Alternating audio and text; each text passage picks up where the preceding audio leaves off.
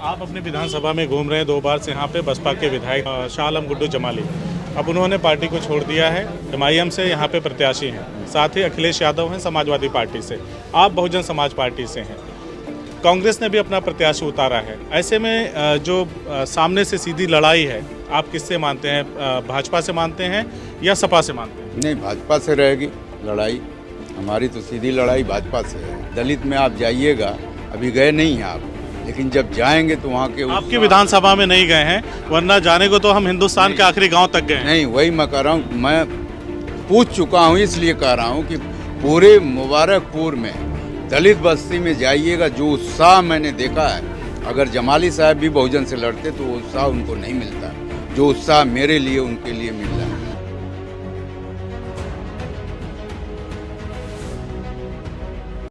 नमस्कार, आदाब। CIB India news पर अग्नि परीक्षा देख रहे हैं आप। उत्तर प्रदेश में विधानसभा चुनाव जोरों शोर से चल रहा है। नेता लोग जगह जगह जनसंपर्क कर रहे हैं और अपनी पार्टी की नीति और अपनी नीतियों से जनता को अवगत करा रहे हैं। आजमगढ़ जिले में है मुबारकपुर विधानसभा में बहुजन समाज पार्टी के नेता प्रत्याशी अब्दुल सलाम साहब हमारे साथ हैं। पूर्व विधायक हैं, इनसे बातचीत करेंगे कि चुनाव की तैयारियां किस तरह से चल रही हैं और जिस तरह से मायावती जी चुनाव में उतरी हैं, सतीश चंद्र मिश्रा लगातार सभाएं कर रहे हैं, प्रचार प्रसार कर रहे हैं, उस सब का क्या इफेक्ट पड़ा है। क्योंकि ऐसा कहा जाने लगा था कि मायावती की जो उदासीनता है इस चुनाव में देखने को मिल रही है, पूरी तरह से एक्टिव नहीं है। इन तमाम बातों को कहते हुए बसपा को लोग कहीं ना कहीं साइड लाइन करार दे रहे थे। लेकिन अब जो चीज़ें बदली हैं वो इस तरह से हैं कि मायावती जी चुनाव में पूरी तरह से सक्रिय हो गई हैं। उन्होंने एक बड़ी जनसभा की है बांदा में और तमाम पार्टियों को लताड़ा है, चाहे वो अखिलेश यादव की समाजवादी पार्टी हो, योगी आदित्यनाथ की भाजपा हो या कांग्रेस हो, किसी को भी नहीं बख्शा। बहरहाल सीधे बात करेंगे पूर्व विधायक अब्दुल सलाम साहब से और जानने की कोशिश करेंगे कि इस बार की तैयारियां क्या है, किस तरह से कितना मुतमईन है कि इस बार इनकी पार्टी सत्ता में आने जा रही है और यहाँ से ये विधायक चुने जा रहे हैं। सबसे पहले स्वागत है आपका। धन्यवाद। क्या कहेंगे, जो पहले एक कमी देखी जा रही थी, मायावती जी उतनी सक्रिय नहीं थी, अब पूरी तरह से सक्रिय हो गई हैं और अपने दम पे सरकार बनाने का दावा कर रही हैं? नहीं, सक्रिय तो वो हमेशा रही हैं, लेकिन मीडिया दिखाती नहीं है। जैसे कहीं जहाँ भी हुआ 2007 में भी कभी वो विधानसभा में, हर विधानसभा में सभा नहीं किए हैं। जब भी होता था या तो जिले में होता है या मंडल में होता है। इस बार भी वही मंडल और वो जिले में सभाएं हो रही हैं, तो सक्रिय तो है ही हैं। 2007 में हमारी सरकार बनी थी और लोगों ने 2007 से 12, 12 से 17, 17 से 22 पूरी जनता ने देखा है कि किसकी सरकार अच्छी थी। अखिलेश जी भी थे, गुंडई खूब हुई उस राज्य में, लॉ एंड ऑर्डर की धज्जियाँ उड़ गई थी और बाबा जी आए तो ये तो उनके भी वो निकले, क्योंकि CA NRC पे जितना भी केस लगा है मुसलमानों के ऊपर, मुसलमान बिल्कुल परेशान हो चुका था इस सरकार में। हमारी बहन जी ने जिस दिन प्रेस कॉन्फ्रेंस आप लोग भी देखे होंगे, उन्होंने दावा किया है, अपने मैनिफेस्टो में रखा है कि जिस दिन भी हमारी सरकार बनेगी, CA NRC में जितने भी मुसलमान को फंसाया गया है फर्जी, सबका केस विड्रा करेंगे। मुझे पूरी उम्मीद है कि पूरे प्रदेश में इस बार बहुजन समाज पार्टी की एब्सोल्यूट मेजॉरिटी, पूर्ण बहुमत के सरकार इस बार बनेगी बहुजन समाज पार्टी। जब भी बात होती है मीडिया में या आमतौर पे जो लोग चट्टी चौराहे पे चर्चा करते हैं तो वो सपा और भाजपा की लड़ाई की बात करते हैं। लेकिन जब हम लोग घूमते हैं, गांव-गांव में जाते हैं, लोगों से बातचीत करते हैं, तो कुछ लोग दबी ज़बान में, कैमरे के सामने नहीं बोलते, लेकिन कहते हैं कि बड़ी खामोशी से बसपा अपना काम कर रही है। इसको लेकर क्या कहना है? मैं बताऊं आपको, मुझे 1 महीना 20 दिन आज मुस्तकिल हो गया। मैं आजमगढ़ जिले में नॉमिनेशन के दिन गया था, नहीं तो मुस्तकिल 1 महीना 19 दिन में गांव-गांव में गया हूं। 414 बूथ हैं, 414 बूथ में एक भी बूथ बचा नहीं है। मुझे गांव में मैं गया हूं, जहां तक जिसे आपने कहा मीडिया, तो मैं आप लोगों से पूछना चाहता हूं, किसी गांव में आप बता दीजिए कि वहां गए हो, दलित से पूछे हो कि आप किसको वोट कर रहे हैं। मैं पूछता हूं, कई जगह बात हुई है, मैं पूछता हूं दलित से कि यहाँ कोई पत्रकार आज तक आया है, किसी ने आज तक नहीं कहा कि कोई पत्रकार आया हो, कोई भी, चाहे सोशल मीडिया हो चाहे मेन मीडिया हो, कोई आज तक गांव में नहीं पहुंचा है। झंडा मीडिया का जो रोल है, यहाँ पे सपा का झंडा लगा है, आप किसको वोट देंगे वो तो सपा बताएगा। जहाँ बीजेपी का झंडा लगा है, बीजेपी वालों से पूछें किसको वोट दे रहे हैं, बीजेपी को, तो लड़ाई बीजेपी और सपा की हो गई। गांव में जब आज तक गए ही नहीं, न सर्वे को मैं मानता हूं, न मीडिया की किसी भी बात को मैं मानने के लिए तैयार नहीं हूं, क्योंकि मैं पूरा गांव, एक राउंड एक भी गांव नहीं बचा होगा, एक भी मोहल्ला नहीं बचा होगा जिसमें मैं ये जरूर पूछा हूं कि कोई मीडिया का आया था क्या। किसी ने नहीं कहा। बिल्कुल पूछता हूं। गांव के लोग नहीं बताते। नहीं, हम लोगों से बातचीत होता है, हो सकता है आपसे ना बताएं, लेकिन जब हम लोगों से बातचीत होता है, सुनिए विधायक जी, जब हम लोगों से बातचीत होता है तो लोग ये कहते हैं कि जैसे मायावती जी का एक वीडियो वायरल हुआ कि हम समाजवादी पार्टी को रोकने के लिए बीजेपी को वोट देने के लिए बोल देंगे, उनका एक वीडियो वायरल हुआ। दूसरा वीडियो आपके पार्टी के एक बड़े नेता का, जो ये बताते हुए फिर रहे थे कि 300 करोड़ का सौदा हुआ है, 50 सीटों पर हम इंटरनली बीजेपी को मदद करेंगे।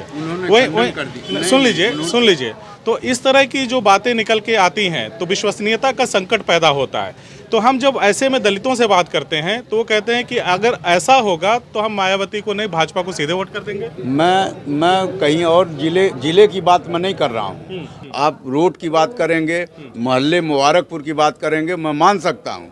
दलित बस्ती में कोई आज तक नहीं पहुंचा। दलित बस्ती में कोई नहीं गया। आपकी विधानसभा में क्या तैयारियां चल रही हैं? आप जनसंपर्क कर रहे हैं लोगों से, तो जनता का रिएक्शन क्या है, जनता का रुझान क्या है?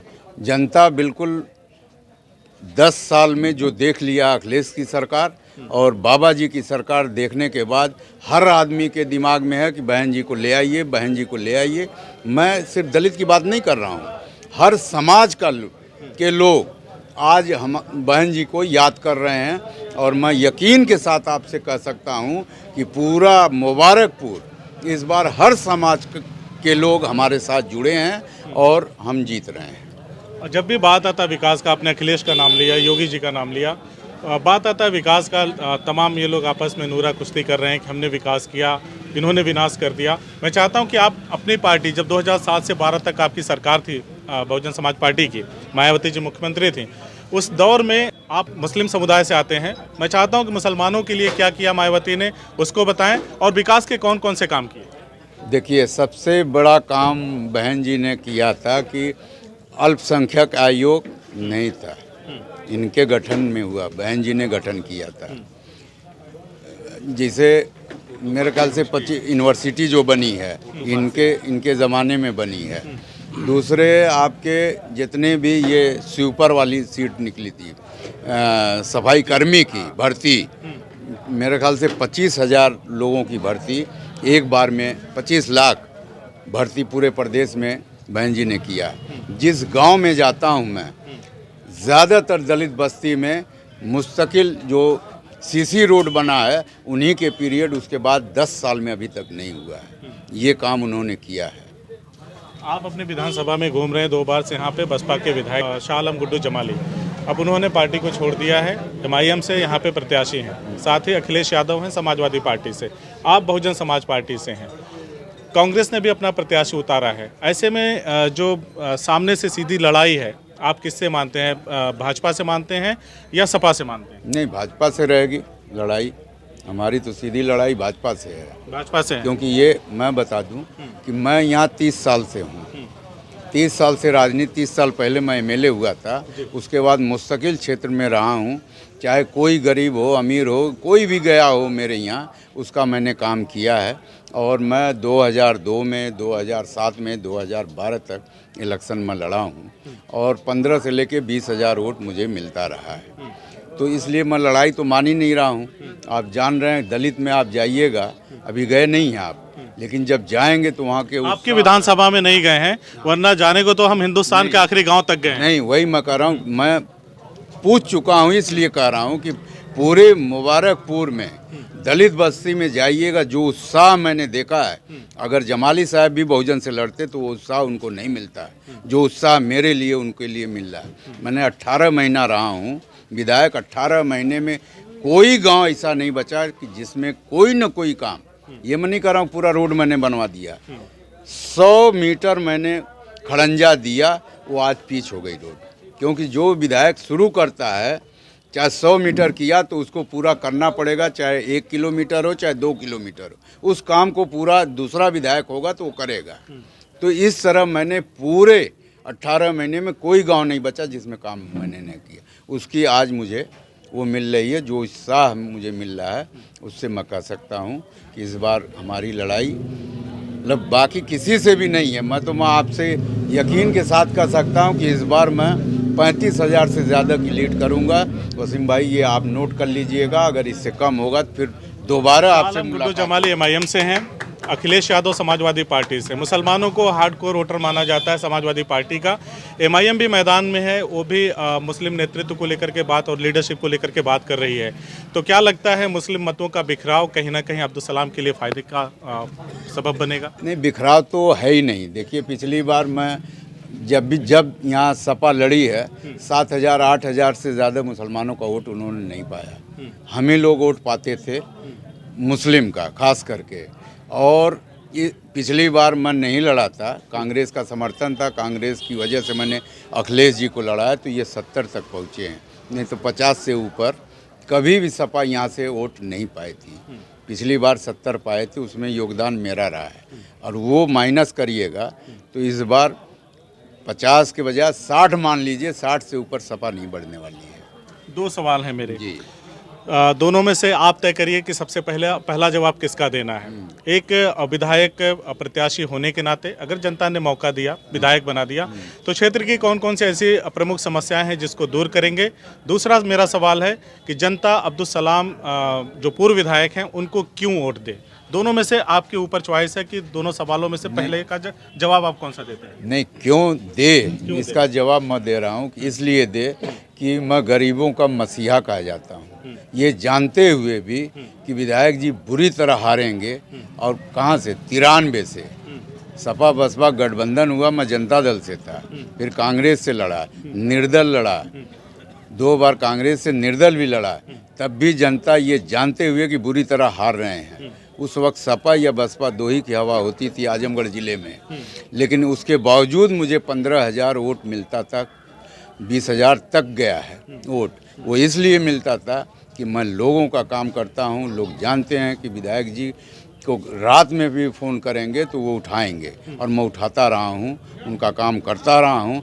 इस वजह से सलाम को लोग आज पसंद कर रहे हैं।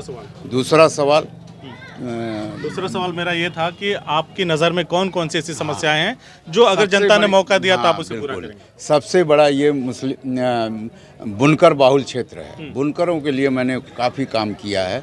यहाँ से कम कुछ नहीं तो 5 बार मैं डेलीगेशन ले जाके सोनिया जी से मिला हूँ। कांग्रेस में जब रहा हूँ सोनिया जी से मिला, कपड़ा मंत्री से मुलाकात हुई, राहुल गांधी से 2 बार मुलाकात हुई। मैंने इन लोगों की समस्याओं बराबर न्यूज़ के ज़रिए, क्योंकि दिल्ली में मैं रहता हूँ, दिल्ली में इन लोगों से हमारी बहुत ज़्यादा घनिष्ठता थी, मैंने इन लोगों के लिए काम किया। देखिए आपको भी पता होगा कि सिया सुन्नी के दंगे के बाद यहाँ गांव से लोग एक साड़ी बुनते हैं, ले आते हैं मार्केट में बेचने के लिए, वो मार्केट ख़त्म हो गई। तो मैं सरकार से ये चाहूँगा कि सबसे पहले यहाँ पे एक बड़ी मार्केट बन जाए, जो सरकार खरीदे साड़ी और ले जाके अपना बेचे कहीं।